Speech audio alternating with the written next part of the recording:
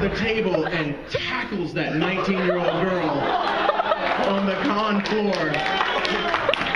And she starts crying. I just wanted to talk to her. And my wife's like, it's okay, you can talk to me. And she goes, and my wife still to this day jokes with me about this. The girl stands up and she goes, I just want to know, what's it like to be married to Trunks? She goes, sweetheart, I'm not married to Trunks, I'm married to Eric. And it's great. Because it's not. I'm sure of that. And she goes, well, I mean, it's just got to be the best thing in the world. I mean, do you just like buy him presents every day? To this day, as recently as this week, my wife's like, you want me to buy you a present today or what? I'm like, shut up. No, I don't need your presents. So, anyway. Okay, who's got, yeah, I know you've had your hand up. Yes, ma'am. Yeah. Okay. What does your son think of all this? He's 19, and he's actually in, he's a freshman in college, about to start his second semester, and he's a theater major. So he's, yeah, I mean, this stuff he could he kind of grew out of it. He was really into Dragon Ball Z for a while, and he really likes Italia. He really likes desert punk, mainly because this girl that he really likes desert punk, and I have signed things for her, but she's got a boyfriend, so I keep signing the things. Drop that zero and get with a hero. And he's like, Dad, I can't give this to her. And I'm like, give it to her, give it to her. And it's getting real close to working out. So he likes it. He more than anything, I think, really understands having to watch what I have to do on a daily basis. Because I'm an actor and a writer, and this is a job, right, Patrick? Mm-hmm. This is work. I do not go home to a mansion. I go home to a house built in 1962 that is falling apart constantly, that I've got a mortgage that I'm drowning in, and I audition for things every day. I work really, really hard. I try, and just like everybody in this economy, I'm hardly making ends meet.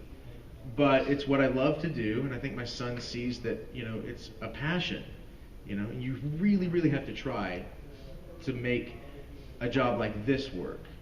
And he sees how hard it is, and so he's tried extra hard. So he likes it. He doesn't get caught up in all the fame, so to speak, of it, though.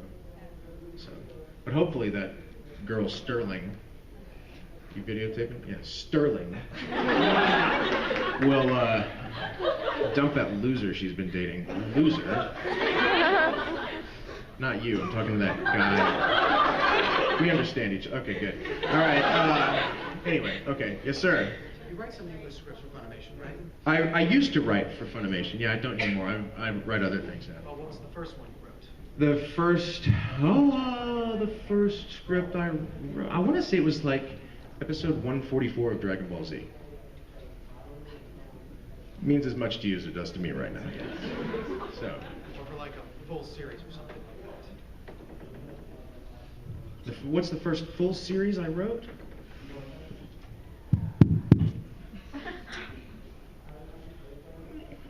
Blue Gender. Yeah, Blue Gender.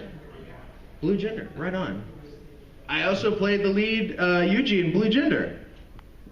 No? All right, next question. That was a big show, wasn't it? It's the best show ever. Thank you, I know, right? It's like a better version of Starship Troopers, come on. All right, you on the end here. What's your most memorable moment in the booth? My most memorable moment in the booth? I don't know, man, they all blur together. You do it for a while. It's like, You know, in fact, they say this to you a lot. Okay, monkey, get in the box. How many times you heard that, Patrick? Okay, monkey, get in the box. Okay. Yeah, right? Okay, sign this, go home. So as far as memorable goes, actually, you know what?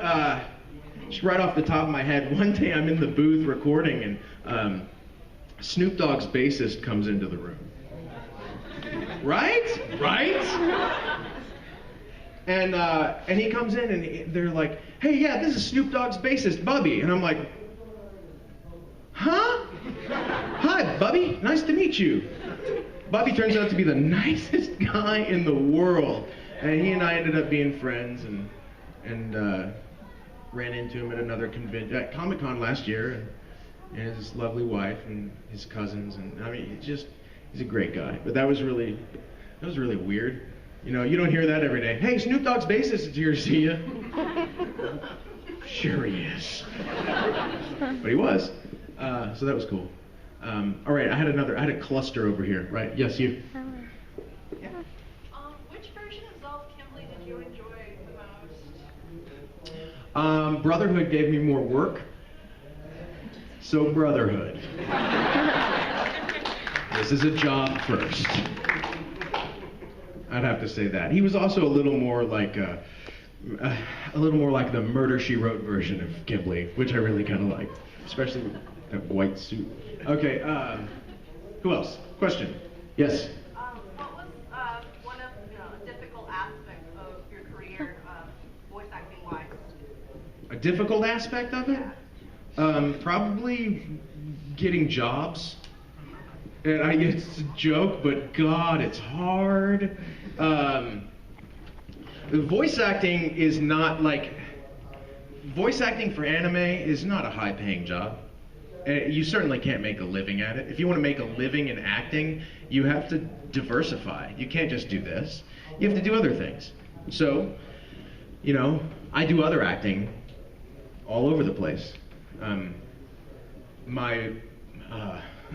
My highest paying voice acting gig, if you want to call it acting, is I'm the spokesperson for the Dallas Stars, the hockey team in Dallas. So all the voiceover in Dallas for that hockey team is me. Made more money off of that job than I've made voice acting for anime over the past 2 years. And so it's all about diversifying as well as you can. So that's the hardest thing, is just finding work. So you really gotta seek it out, and that you do it on your own. I also had to put together a home studio. Do you have one, Patrick? Getting there. Yeah, it's hard. And my home studio is a closet lined with robes. I ain't joking. I have a closet with robes and a microphone and my laptop that are sitting on top of a filing cabinet covered in an old bedspread. Yeah, classy. I'm high tech, baby. So, all right. Who else? Question? Yes, you first. Can you, in America's Voice, can you say the line from Taiyou in White where he says, "I know how to give a good time"?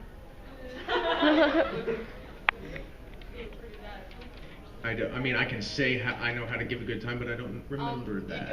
It goes like, when people think of hospitality, they think of me because I know how to give a good time.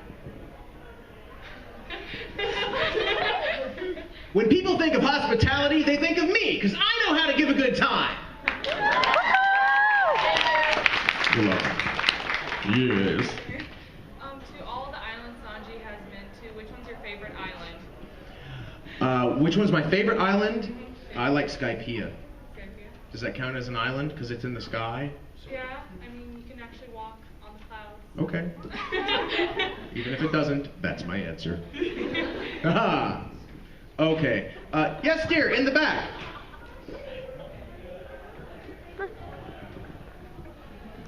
What's that? Yeah.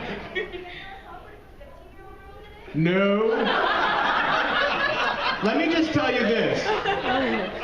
It wouldn't be less awkward if anyone licked my face. I don't think anyone should just lick anyone's face. What? What if I liked it? What if my wife did it? Let's not talk about what my wife does. Because I'm sure this will end up on YouTube. And I still want to live in my house. She's pretty savvy about changing locks and stuff like that. So, I appreciate it, thank you. But, yeah, still married. And not a pedophile. Yes, hand it back. Yes, with your hand still up, talking to your friend. I was wondering, could you say a line from Dragon Ball Z? The one where you show up and fight Frieza, or Trunks fights Frieza? That depends on what that line is. The one where like he goes, you said you were waiting for the Super Saiyan to get here, but there's already one right here. You said you were waiting for the Super Saiyan to get here, but there's already one waiting for you right here, stupid.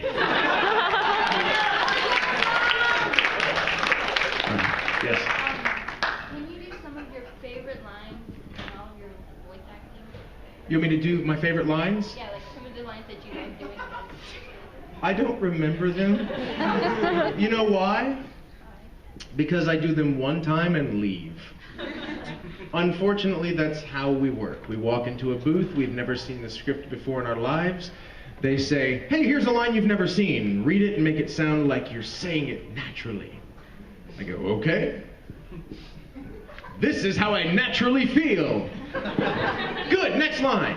And then that line, as you just heard, that line goes in the mouth of this character, goes on a DVD, and then people watch that DVD, you know, sometimes 20, 30, 100 times.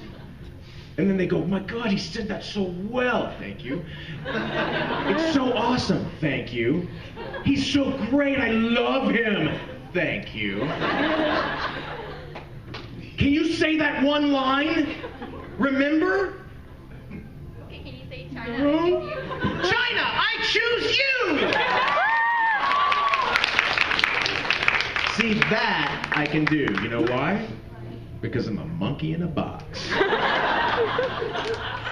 Just going back to the thing I said earlier about me, they tell me at the studio that I'm a monkey. Get in the box, monkey. You know, you're a monkey. Get in that box and dance. You remember this? You're dancing monkey in a box. Dancing, yeah, right, okay. All right, we're right there, okay. Yes. Knock, knock. Who's there? Canada. Canada who?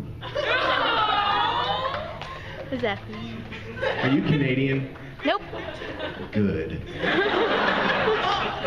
All Canadians, raise your hand. All real Canadians, raise your hand. You know why? Because no real Canadian would admit to that.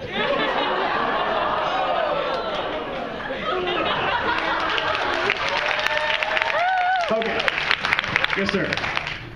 There is a line I'd like to hear. Please. And this one you wrote, so. Oh. Uh-oh. When Canada first moved at Junco, that rather descriptive group of names that he called her. I would love to do that, but I don't think in a room of mixed company I actually can. Maybe at midnight tonight, if you catch me at the bar, I could. But unfortunately, it's not an over 18 panel, and I think that might even need to be an over 21 panel. There's some rude stuff going on in there. I had to hold those Desert Punk DVDs away from my son until he turned 18. Yeah.